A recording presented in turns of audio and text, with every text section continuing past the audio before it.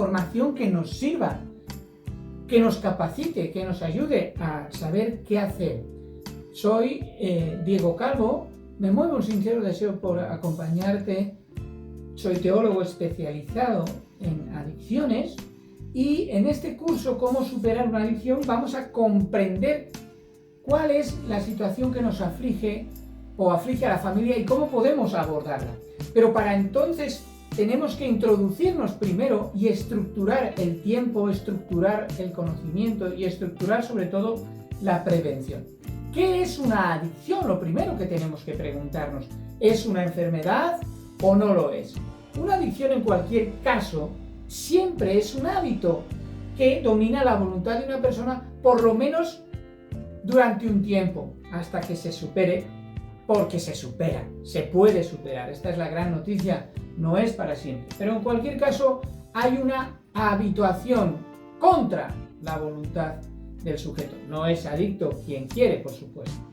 Hay que considerar aspectos del propio individuo, de su educación, de sus factores ambientales, de su propia genética, las estadísticas que se producen. No todo adicto es por sí mismo un irresponsable y un malvado que ha gestionado mal su vida. Es una persona enferma o por lo menos necesitada de ayuda, que le puede pasar, y no ocurre con todos, por determinados factores que se escapan de su voluntad. Por ejemplo, la genética es un cambio a nivel cerebral.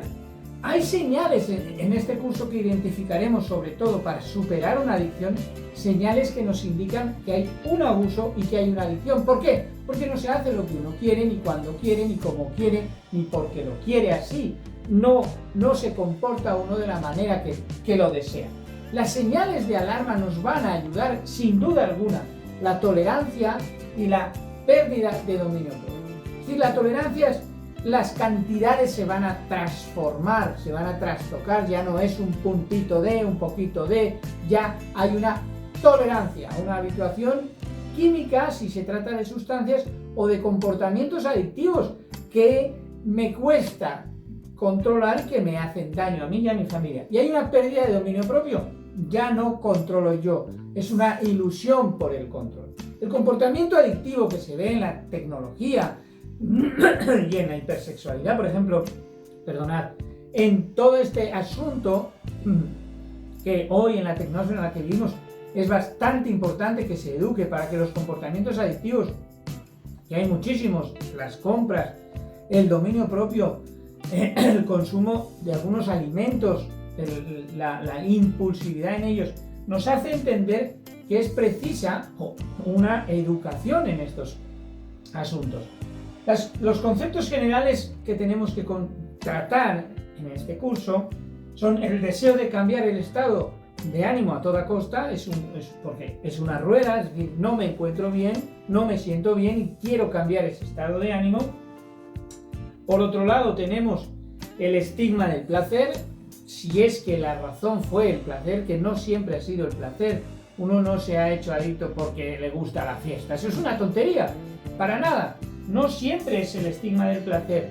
La responsabilidad es el que de nuevo volverlas a estructurar, volverlas a crear, y se precisa educar en valores. ¿Por qué educar en valores?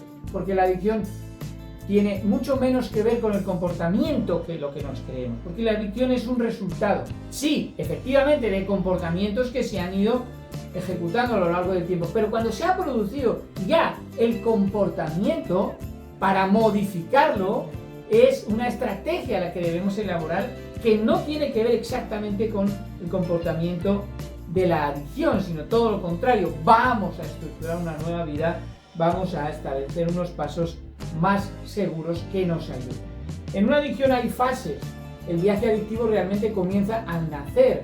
Es cuando realmente en ese caminar nos produce un enamoramiento al principio, una luna de miel si se quiere, pero a medida que avanza nuestra propia estructura personal y la adicción, se producirá la traición, se producirá la ruina y finalmente, o desgraciadamente, estaremos apresados y necesitaremos ayuda. Por eso observemos en qué fase estamos veamos las evidencias de la maduración y en el patrón de consumo. El auténtico placer no es hacer lo que uno quiere a toda costa, sino lo que uno debería querer en cada momento de su vida. ¿Cómo actuar entonces? ¿Cómo superar una adicción?